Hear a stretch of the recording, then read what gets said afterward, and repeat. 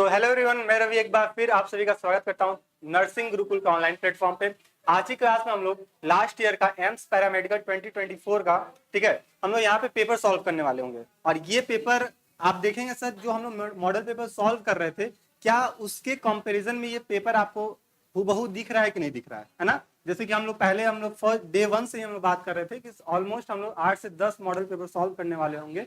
और ये जो मॉडल पेपर होगा, इजी से लेके एडवांस लेवल तक के क्वेश्चन आपको देखने को मिलेगा। जिसमें से आप बात करें सर मॉडल पेपर 1 का, तो वो काफी इजी क्वेश्चन था। तो आपको इसलिए इजी क्वेश्चन रखा गया थे कि आप देख सको भैया, अगर एग्जामिनर इजी क्वेश्चन बनाते हैं तो किस लेवल तक के क्वेश्चन, कितना इजी तक के क्वेश्चन बना सकते हैं। और एम्स पैरामेडिकल की अगर बात करें तो यहाँ पे ट्रिकी क्वेश्चन की बात कर लें या फिर काफी हाई लेवल की बात करें तो इस टाइप का क्वेश्चन आपको एग्जाम में नहीं देखने को मिलता है। ठीक है, यहाँ पे आपका मॉडरेट टाइप का पेपर आपको देखने को मिल जाएगा। अगर आप एनसीईआरटी अच्छे से पढ़े हो, ठीक है, लाइन टू लाइन पढ़े हो, तो आपका पेपर डिफिकल्ट होने वाला नहीं है।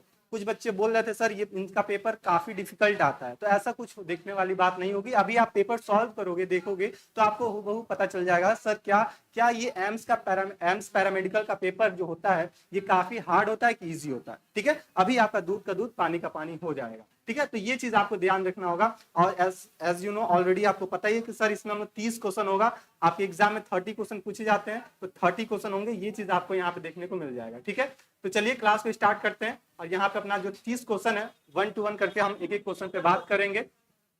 और आप आई होप कि मेरे क्लास में आप पेन पेपर फोकस लेकर तैयार हो गए होंगे, जिससे पूरी कंसंट्रेशन आपकी क्लास करेगा। और यहाँ पे जितने भी टर्म्स आपके सामने नोट डाउन करेंगे या इंपॉर्टेंट वर्ड आपके सामने नोट डाउन करूं, या फिर किसी किसी क्वेश्चन का कॉन्सेप्ट अगर नहीं पता है, ठीक है, तो जो भी बातें बताई जाएंगी वो अपने कॉपी में आप उसको नोट डाउन कर लीजिएगा। और जब ये मॉडल पेपर अपनी खत्म होगी, मान लो चलो 8 9 10 जितने भी हम लोग मॉडल पेपर कंप्लीट कर रहे हैं, तो आपके पास एक अच्छा खासा क्वेश्चन का कलेक्शन हो जाएगा। ठीक है, और जब आप एग्जाम से पहले या फिर अभी भी आप उसको रिवाइज करोगे तो काफी आपको अंदर से सेटिस्फाई मिलेगा कि चलो हम बायो में कुछ अच्छा कर रहे हैं, चाहे फिजिक्स में अच्छा कर रहे हैं या फिर केमिस्ट्री में अच्छा कर रहे हैं।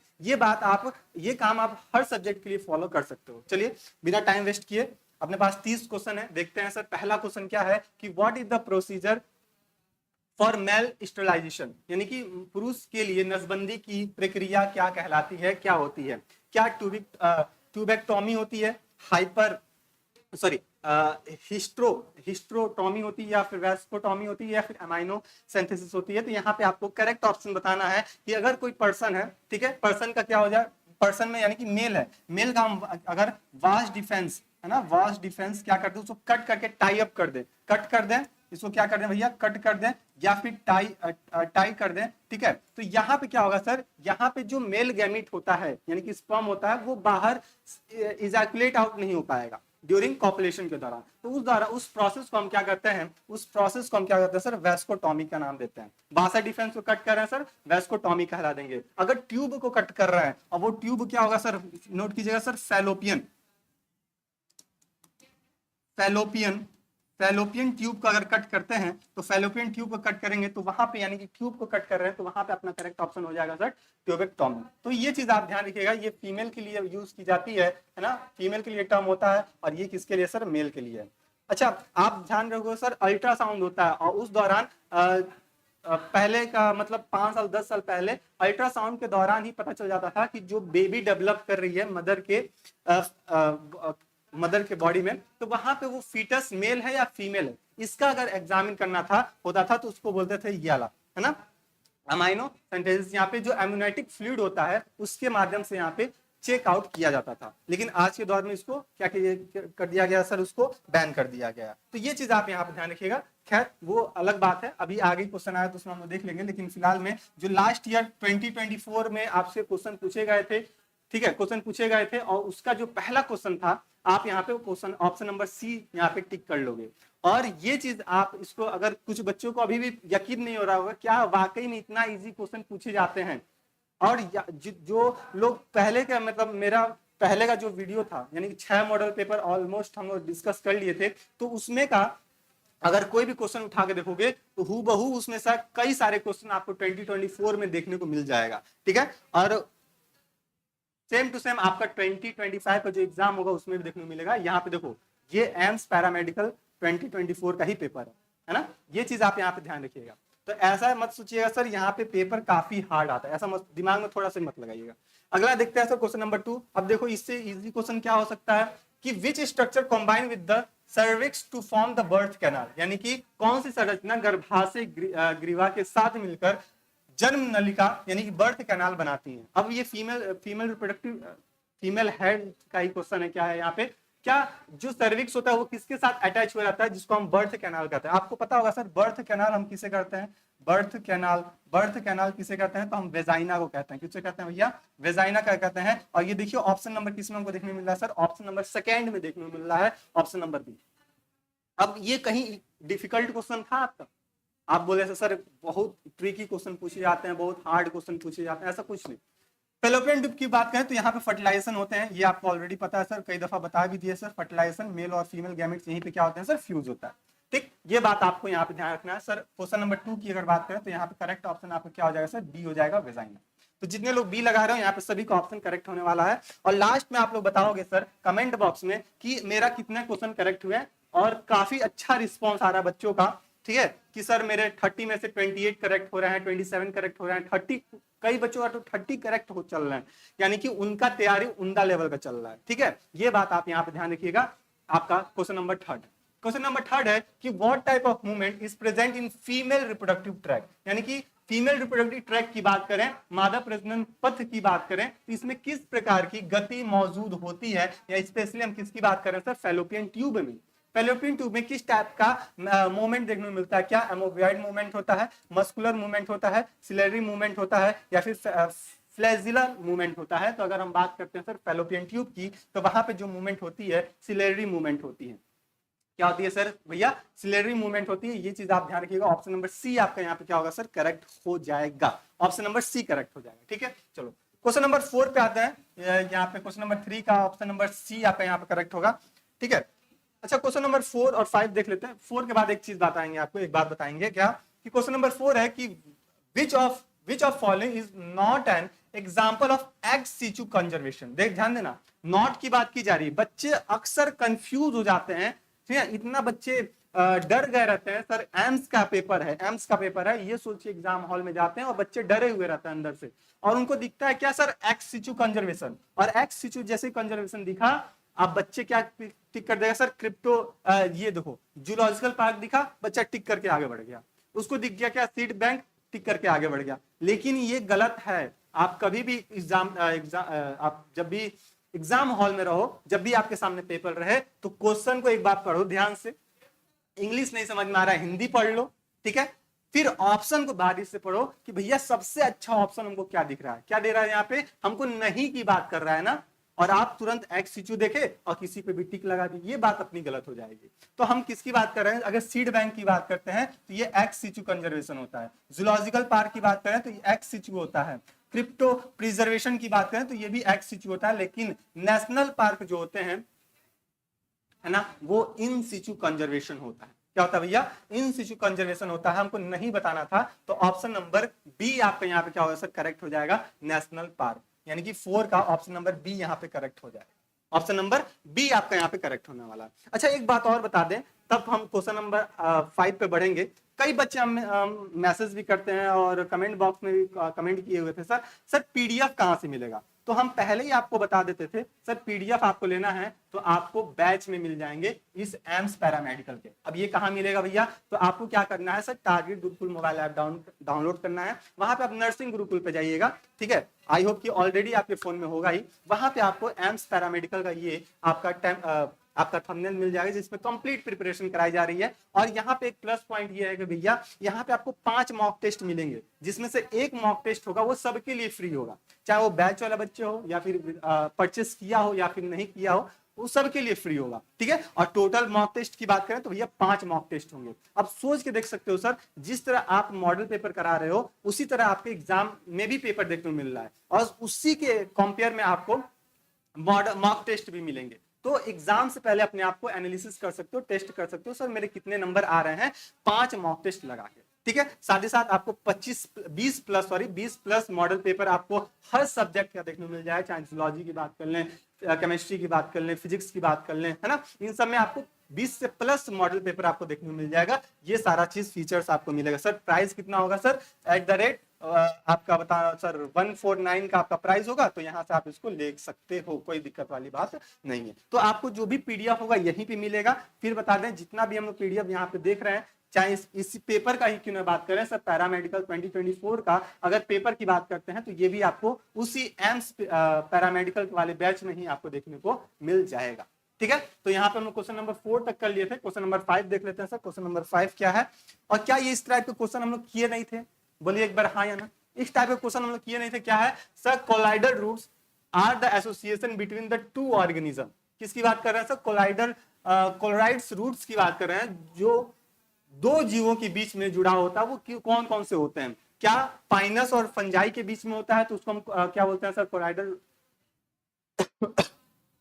राइट जड़े कहते हैं, या फिर साइकस साइनोबैक्टीरिया, है ना, फर्न्स, एल्गी, लेग्यूम्स या फिर राइजोम। तो यहाँ पे जो आपका करेक्ट ऑप्शन हो जाएगा कोलाइडल रूट्स का, तो वो हो जाएगा आपका साइकस और साइनोबैक्टीरिया। क्या हो जाएगा भैया? साइकस और साइनोबैक्टीरिया के बीच के जो रिलेशनशिप होता है, इन दोनों के बीच की जो एसोसिएशन होती है, उसी को हम कोलाइडल रूट्स का नाम देते हैं। यानी कि क्वेश्चन नंबर 5 की अगर बात करते हैं तो यहाँ पे करेक्ट ऑप्शन आपका बी हो जाएगा, है ना, साइकस और साइनोबैक्टीरिया। अच्छा, ये सभी क्वेश्चन अगर आपके करेक्ट हो रहे हैं तो अपने कॉपी में इसको मार्क करते चलिएगा सर, मेरा इतने क्वेश्चन करेक्ट हो रहे हैं, और लास्ट में आप लोग सभी लोग बताइएगा ईमानदारी से।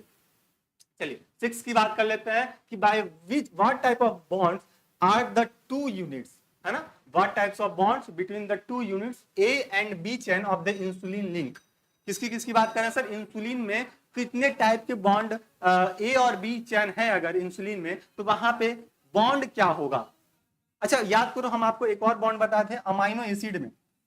अमाइनो एसिड जब हम लोग पढ़ते थे तो वहां पे बॉन्ड आपको देखने को मिलता था, और वो बॉन्ड क्या होता था सर? पेप्टाइड बॉन्ड होता था। अगर हाइड्रोजन बॉन्ड की बात करेंगे तो डबल स्टैंडर्ड डीएनए। किसकी बात करें सर? डबल स्टैंडर्ड डीएनए के बीच में, है ना, डीएनए ये देखो डबल स्टैंडर्ड है, तो इनके बीच में क्या होगा सर? बॉन्ड जो होती है वो हाइड्रोजन बॉन्ड वाली ही होती है ना। अगर हम बात करें सर, हम किसकी बात करें सर? इंसुलिन की बात कर रहे हैं, तो यहाँ पे डाइसल्फाइड बॉन्ड होता है। क्या होता है भैया? डाइसल्फाइड बॉन्ड होता है। अब इंसुलिन आया, क्या इंसुलिन से और कोई क्वेश्चन नहीं पूछा जा सकता? पूछा जा सकता है। सर इंसुलिन का सिक्रीशन कहां से होता है सर? पैनक्रियास से होता है। नोट कीजिएगा, पैनक्रियास से होता है। कहां से होता है सर? पैनक्रियास के बीटा सेल से होता है। Islets of Langerhans, islets of Langerhans, ये भी चीज आप यहाँ पे ध्यान रखिएगा, लैंगरहैंस से होता है। ठीक है, ये बात आप यहाँ पे ध्यान में रखिएगा। ठीक है, ये क्या करता है सर? इंसुलिन तो ब्लड ग्लूकोज लेवल को, है ना, ग्लूकोज लेवल को मेंटेन करने का काम करता है। ये बात भी आप इसको ध्यान में रखिएगा। तो ऑप्शन नंबर सी आपका यहाँ पे क्या हो जाएगा? 6 का करेक्ट हो जाएगा। चलिए 7 की बात कर लेते हैं।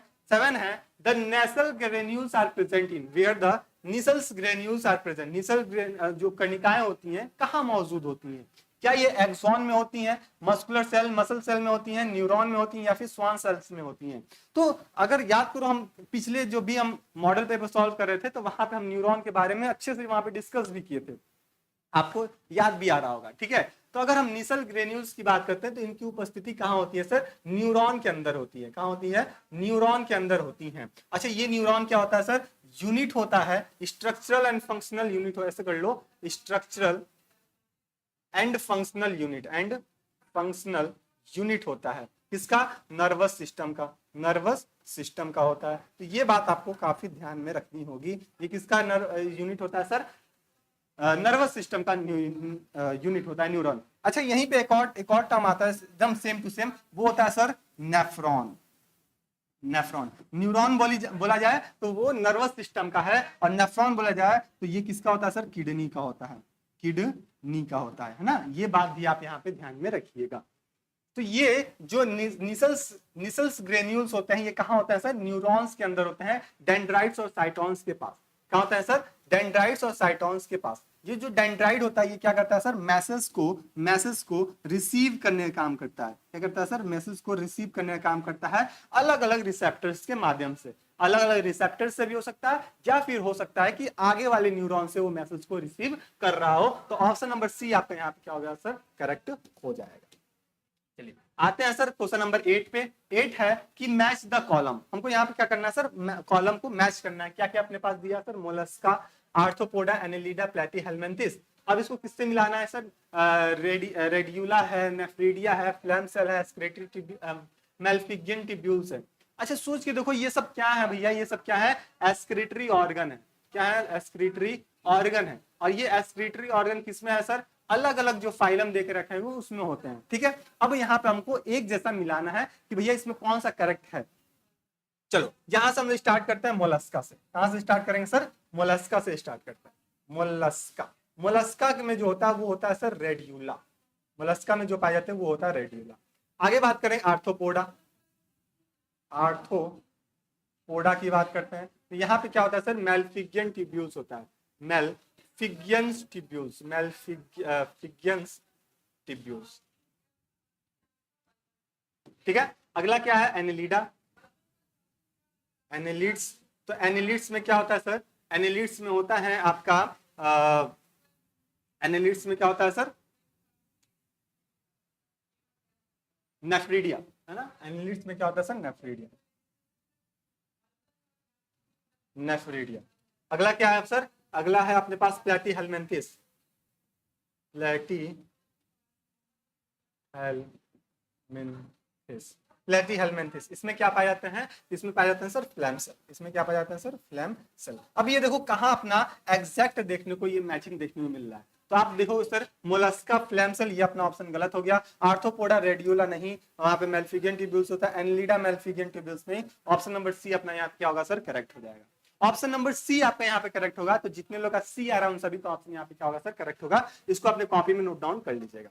चलिए आगे बढ़ते हैं सर क्वेश्चन नंबर 9 पे। क्वेश्चन नंबर 9 है अपने पास कि what is the components of the steel in plant. अब देखो स्टील प्लांट में जो स्टील होती है वहां पे कौन कौन सी कंपोनेंट उपस्थित होती हैं।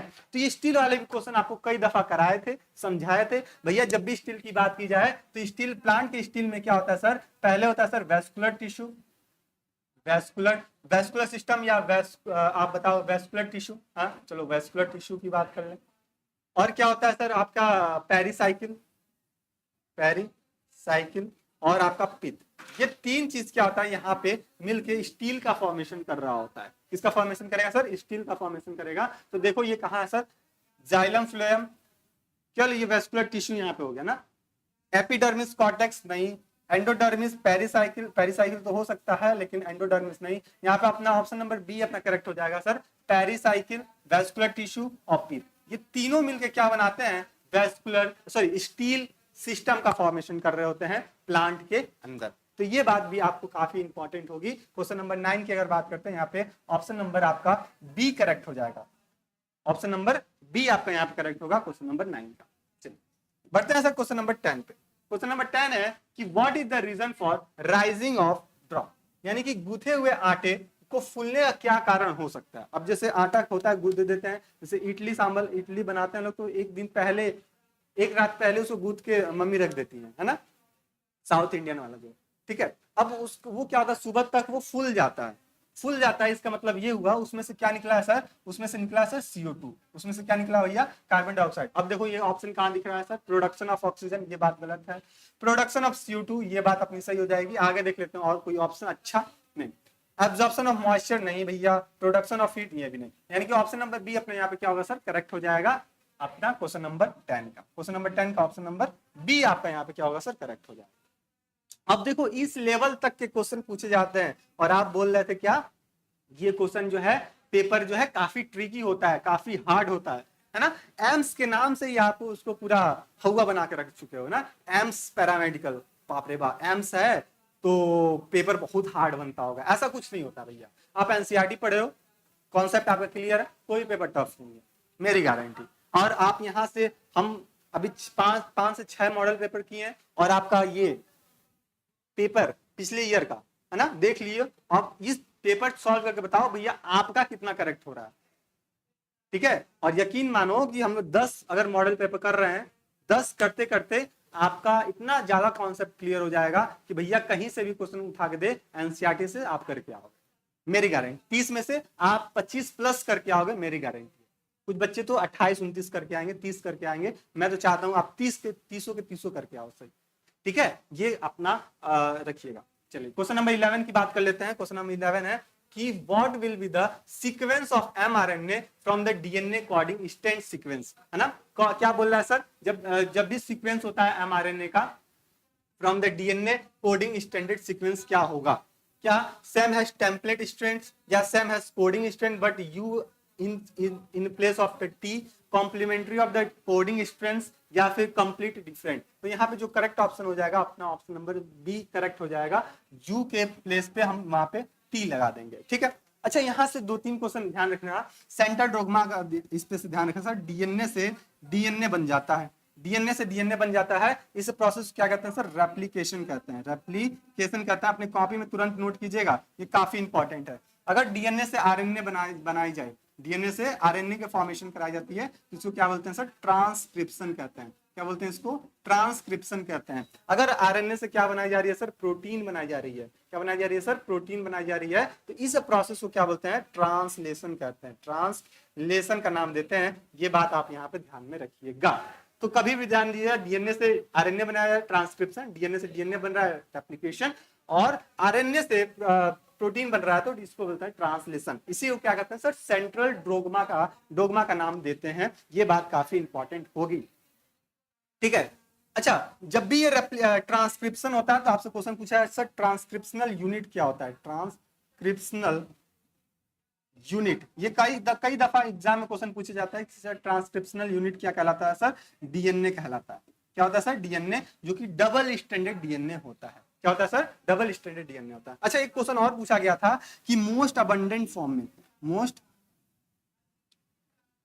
अबंडेंट फॉर्म आरएनए, है ना, आरएनए का सबसे मोस्ट अबंडेंट फॉर्म क्या होता है, तो वो होता है सर आपका आरआरएनए, आरआरएनए, जिसको हम क्या बोलते हैं सर, राइबोसोमल आरएनए, है ना। ये बात भी आपको काफी इंपॉर्टेंट ध्यान में रखना है। सर ये कितने परसेंट का होता है सर, 80% होता है। कितना होता है भैया, 80% होता है, ये चीज आप ध्यान रखिएगा। अच्छा, और कौन कौन से आरएनए होते हैं, तो आरएनए 3 टाइप के होते थे। एक हो गया सर आपका आरआरएनए, एक होता है सर आपका टीआरएनए, और एक होता है सर आपका एमआरएनए, है ना, जिसको हम मैसेंजर आरएनए कहते हैं। ये काफी इंपॉर्टेंट है, यहाँ से परसेंटेज पूछ लिया जाता है।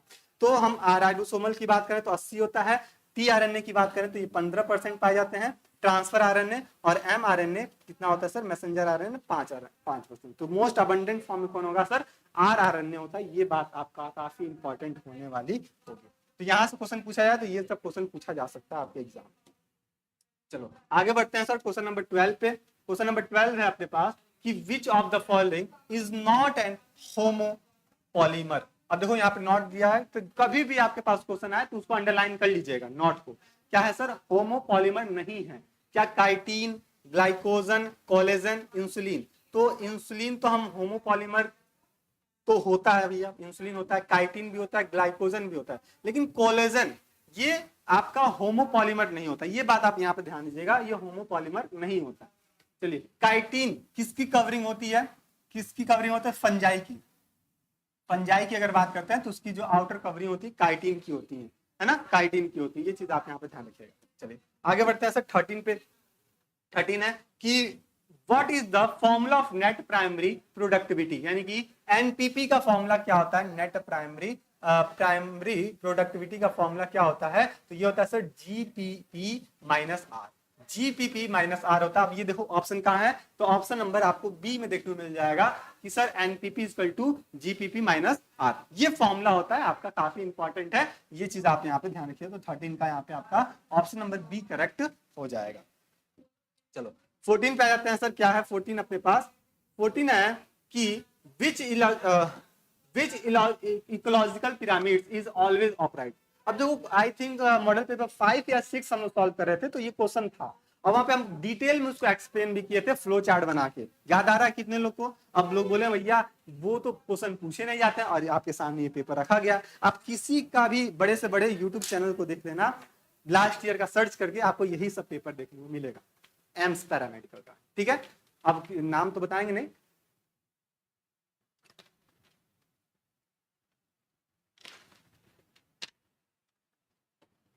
आप सर्च करके देखना, बस यूट्यूब पे कर देना, आईटी पे कर देना, AIIMS paramedical 2024 answer sheet question paper, है ना, तो आपको यही क्वेश्चन मिलेगा। और यकीन मानो यही क्वेश्चन आपको इसी लेवल के क्वेश्चन पूछे जाते हैं, आपको कई दफा बता दे चुके हैं। चलो 14 की बात कर रहे हैं कि कौन सा ऐसा एक पिरामिड होता है, इकोलॉजिकल पिरामिड होता है जो कि ऑलवेज अपराइट होता है। आपको क्या बताया सर, 3 टाइप के पिरामिड होते हैं। एक होता है सर पिरामिड ऑफ बायोमास, बताए थे कि नहीं बताए थे, बताओ, बायोमास। एक होता है सर नंबर, और एक होता है सर एनर्जी, मतलब पिरामिड ऑफ एनर्जी। जो पिरामिड ऑफ एनर्जी होता है वो ऑलवेज अपराइट होता है, ऑलवेज अपराइट होता है, ठीक है। लेकिन ये क्या हो सकता है, अपराइट भी हो सकते हैं, इन्वर्टेड भी हो सकते हैं। तो अपना ऑप्शन नंबर सी आपका यहाँ पे करेक्ट हो जाएगा, pyramid of energy is always upright, ठीक है। ऑप्शन नंबर सी आपका यहाँ पे करेक्ट हो जाएगा। आगे बढ़ जाते हैं सर क्वेश्चन नंबर 15 पे। 15 है कि which of the following is the odd one out, यानी कि निम्नलिखित में से कौन सा ऐसा विषम है। क्या है सर, जियाटीन है, काइटीन है, IAA है, और जिब्रेलिन है। तो अगर हम बात करें इसमें ऑड वन क्या है, तो आपका इंडोल एसिटिक एसिड, यानी कि ये क्या है, एक तरह का ऑक्सीन है ना, ये एक तरह का ऑक्सीन हार्मोन है, ठीक है। और कैरेटिन प्रोटीन आप सुने होंगे सर, हेयर और नेल्स में पाए जाते हैं, तो ये एक तरह का हार्मोन है। तो यही अपना क्या हो जाएगा सर, ऑड वन यहाँ पे हो जाएगा। चलो आगे बात कर लेते हैं हम लोग क्वेश्चन 16 पे। 16 है कि what term is used for a group of cell performing to the similar function. अब सोचिए, देखो ये इससे भी इजी क्वेश्चन क्या हो सकता है, इतना इजी क्वेश्चन क्या एम्स पैरामेडिकल में पूछा गया। हाँ भैया, इतना इजी का क्वेश्चन पूछा गया। क्या है क्वेश्चन, हल्का सा समझोगे तो आपको यहाँ पे हो जाएगा। समान कार्य करने वाले कोशिकाओं के समूह को शब्द क्या प्रयोग करते हैं, यानी कि सेल की ग्रुपिंग को क्या कहते हैं। भैया देखो कितना इजी पूछा गया, सेल है, सेल की ग्रुपिंग क्या कर देते हैं सर, टिश्यू कह देते हैं। अगर टिश्यू की ग्रुपिंग हो जाती है तो उसको क्या कर देते हैं सर, ऑर्गन कह देते हैं। अगर ऑर्गन की ग्रुपिंग हो जाती है तो ऑर्गन सिस्टम कह देते हैं, है ना, यही था ना, ऑर्गन सिस्टम। और ऑर्गन सिस्टम जब एक मिल जाती है तो ऑर्गेनिज्म हो जाती है, और कई सारे ऑर्गेनिज्म जब एक साथ मिल जाते हैं तो पॉपुलेशन हो जाते हैं, है ना, पॉपुलेशन। और कई सारे पॉपुलेशन जब एक साथ जुड़ जाते हैं तो कम्युनिटी हो जाती है, और कई सारी कम्युनिटी जब एक साथ मिल जाती हैं तो एक बायोस्फीयर का फॉर्मेशन हो जाता है ना, बायोस्फीयर का फॉर्मेशन हो जाता है। ये चीज आप यहाँ पे ध्यान में रखिएगा। तो अपना ऑप्शन नंबर क्या होगा सर, बी करेक्ट हो जाएगा। ऑप्शन नंबर बी करेक्ट हो जाएगा, टिश्यू, ठीक है। ऑप्शन नंबर बी करेक्ट हो जाएगा, टिश्यू। चलो आगे बढ़ जाते हैं सर क्वेश्चन नंबर 17 पे। 17 है कि what does the dub sound of the heart is originate. अब ये जो डब साउंड ओरिजिनेट हो रहा है, इसके पीछे का कॉन्सेप्ट क्या होगा, किस वॉल के ओपनिंग या फिर क्लोजिंग से होता है। अच्छा यहाँ पे क्या होता है सर, जो बाई कैप्सिड वॉल है और ट्राई कैप्सिड वॉल है, ये जब क्लोज होते हैं, है ना, बाई कैप्सिड खुलना और बंद होने की वजह से यहाँ पे लब और डब साउंड का क्रिएशन होता है। अब यहाँ से क्वेश्चन पूछा गया है कि भैया जो डब साउंड क्रिएट हो रहा है, अब यहाँ पे हो सकता था आपका लब साउंड भी दे देता। तो आप दोनों की बात करें, चाहे लब की बात करें या फिर डब की बात करें, तो दोनों कंडीशन में closure of the semilunar valve की हम यहाँ पे बात करेंगे। लेकिन ये इसके साथ अगर by capsid try capsid wall भी दे देता तब अपना ऑप्शन और भी सोने पे सुहागा हो जाता है ना। तो अपना ऑप्शन नंबर जो होगा, ऑप्शन नंबर बी जो होगा वो क्या हो जाएगा सर, करेक्ट हो जाएगा, ठीक है। ऑप्शन नंबर बी जो होगा वो अपना यहाँ पे करेक्ट हो जाएगा, सेमी ल्यूनर वॉल। चलो आगे बढ़ जाते हैं सर क्वेश्चन नंबर 18 पे। और 18 क्या रहने वाला है सर, देखो अब इतना इजी क्वेश्चन, रेस्पिरेटरी से क्वेश्चन पूछा गया, ब्रीदिंग से। देखो ब्रीदिंग से कितना इजी क्वेश्चन पूछा गया है कि ERV यानी कि एक्सपायरेटरी रिजर्व वॉल्यूम का जो कंटेंट अमाउंट होता है, वैल्यू होता है, वो कितने होते हैं। क्या 500 ml होता है, 1000 से लेकर 1100 ml होता है, 1100 से 1200 ml, या 2500 से लेकर 3000 ml। तो ये होता है, हम बात करें सर ERV का, एक्सपायरेटरी रिजर्व वॉल्यूम, है ना। एक्सपायरेटरी रिजर्व वॉल्यूम कितना होता है सर, 1000 से लेकर 1100 होता है। तो ये जो डाटा है एनसीईआरटी में बना के रखी हुई है, ये आप एक बार इसको पढ़ लीजिएगा, यहां से क्वेश्चन आते हैं। चलो 19 की बात करेंगे। क्या है सर 19 अपने पास कि 19 है फ्रॉम वेयर द ANF। अब ANF क्या है भैया, किस चिड़िया की नाम है, किस चिड़िया का नाम है सर, आर्ट्रियल न्यूरा नेट्री यूरेटिक फैक्टर, है ना, नेट्री यूरेटिक फैक्टर ANF। अब ये जो ANF का काम क्या होता है, ये क्या करता है सर, जब भी ब्लड प्रेशर इंक्रीज हो जाता है, जब भी ब्लड प्रेशर इंक्रीज हो जाता है तो आर्ट्रिया से इसको सिक्रेट किया जाता है कि ब्लड के प्रेशर को डिक्रीज किया जाए, है ना, हाई BP हो जाता है उस कंडीशन में। तो देखो ये कहाँ भैया, कहाँ सिक्रेट होगा सर, आर्ट्रिया सिक्रेट होगा, क्या करेगा सर, ब्लड प्रेशर को डिक्रीज करने का काम करेगा, है ना। ये बात आप ध्यान रखिएगा, ना कि इंक्रीज करने के बाद। किडनी से यहाँ पे कोई बात नहीं है, लीवर से कोई बात नहीं है, वेंट्रिकल से भी कोई बात नहीं है, ठीक है। तो ये आर्टरिया से सिक्रीट हो रहा होता है और ब्लड प्रेशर को क्या करेगा सर, डिक्रीज करेगा। कौन, ANF, ठीक है, ANF की बात हम यहाँ पे करेंगे। चलो आगे बढ़ जाते हैं हम लोग 20 पे। 20 अपने पास कि which of the following animals do antennal glands functional,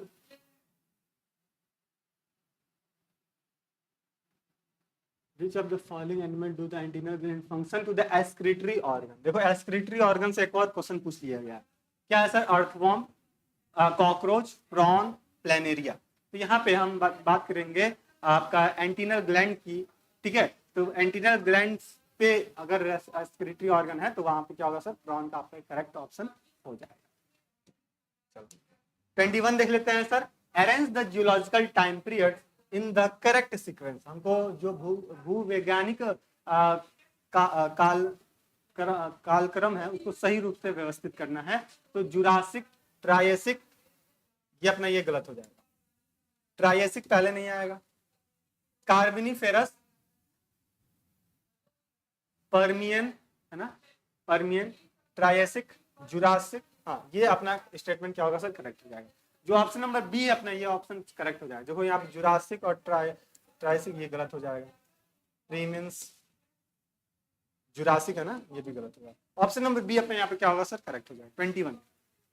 चलो 22 पे देख लेते हैं सर, लगे हाथ। 22 है कि what is the component of the endo membrane system. Endo membrane system का कौन कौन से कंपोनेंट से मिलकर बने होते हैं, है ना। एंडो मेम्ब्रेन जो सिस्टम होता है उसमें कौन कौन से घटक होते हैं।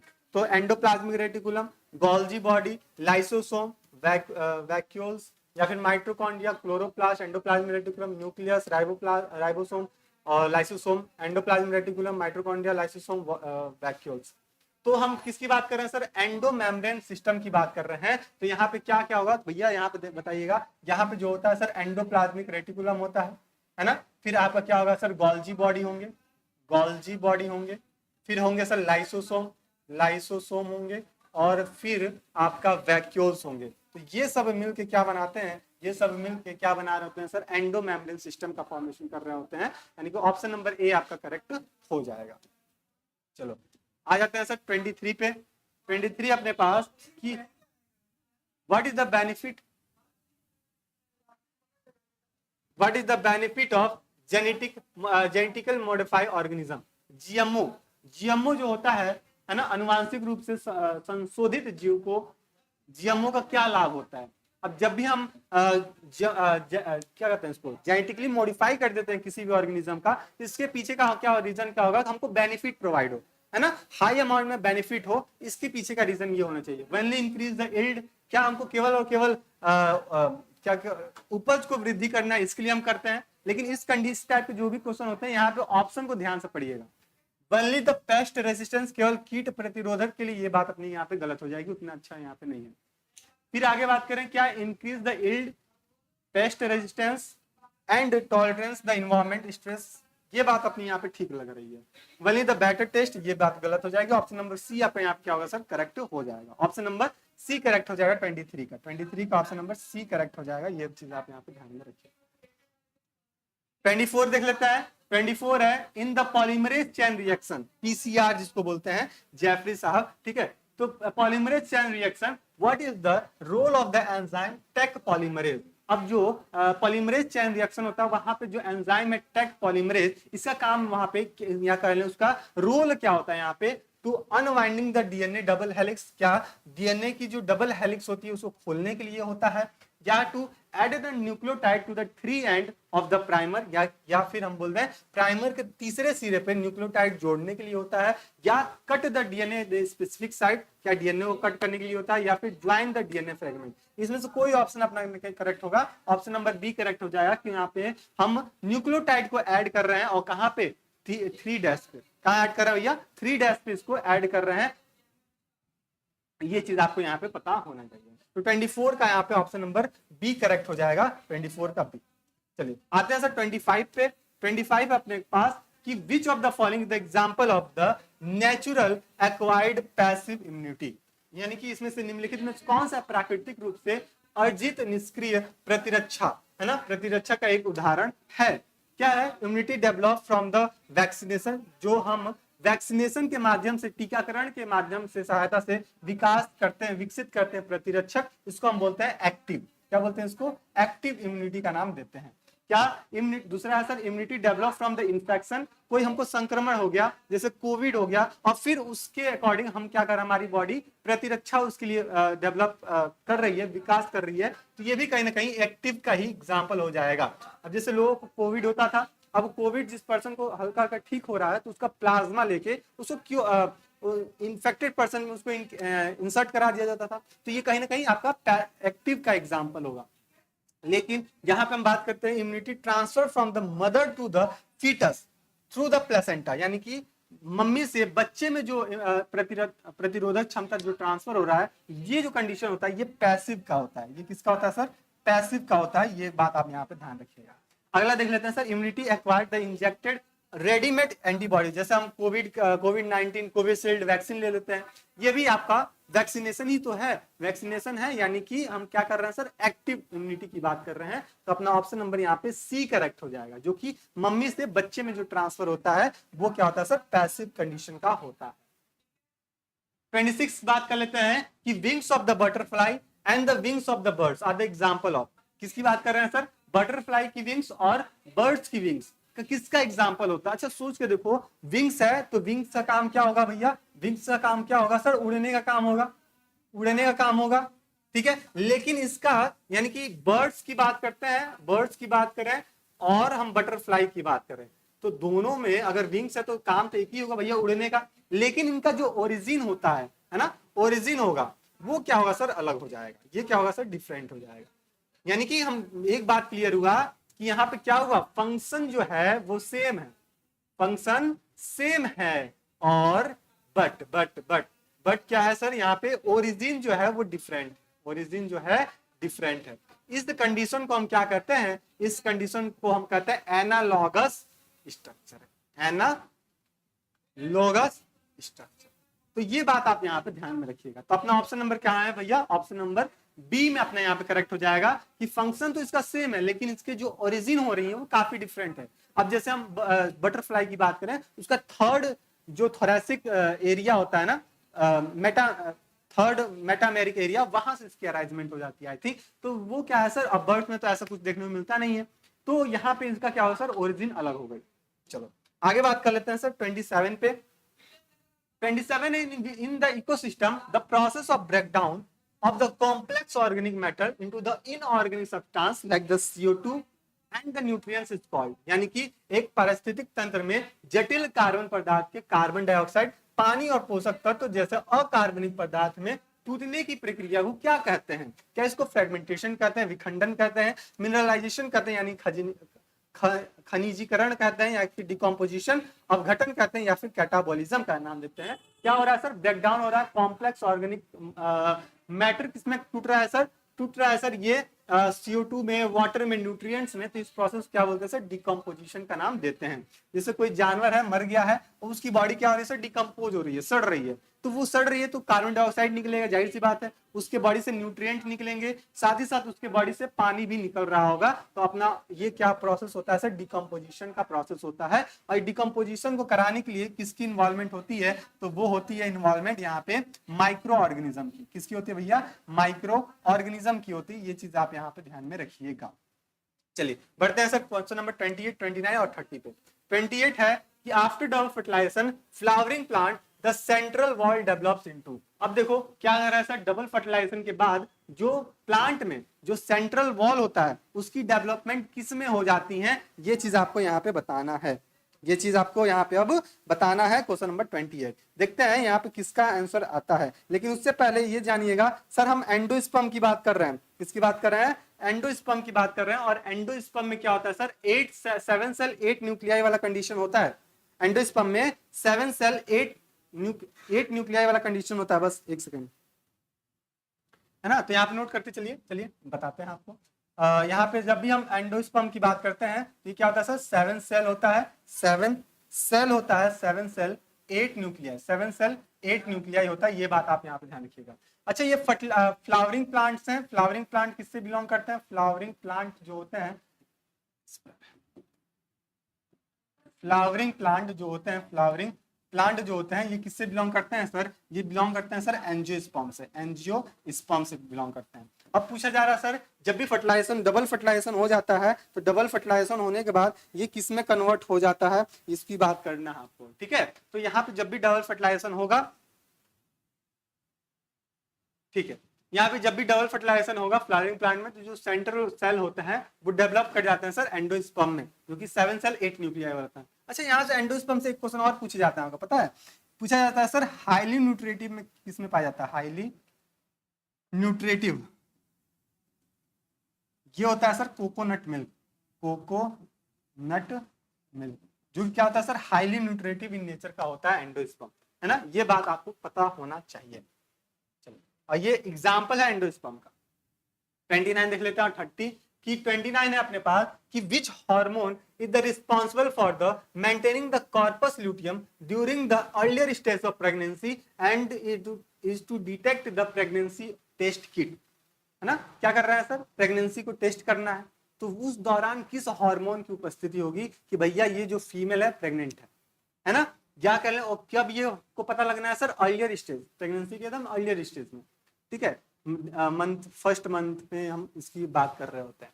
तो यहाँ पे किस हार्मोन की उपस्थिति हमको देखने को मिलता है? तो वो होता है sir human chronic gonadotropin, HCG, है ना। HCG की हम बात करेंगे, ये चीज आपको यहाँ पे ध्यान में रखना है, जो कि प्लेसेंटा से सिक्रीट कहीं ना कहीं हो रहा होता है। अच्छा यहीं पे ल्यूटिलाइजिंग हार्मोन की बात करते हैं, जिसको LH हार्मोन बोलते हैं। इसका सिक्रीशन जो होता है anterior lobe of pituitary gland, anterior lobe of pituitary gland, ठीक है। ये बात आप यहाँ पे ध्यान में रखिएगा, ल्यूटिलाइजिंग हार्मोन।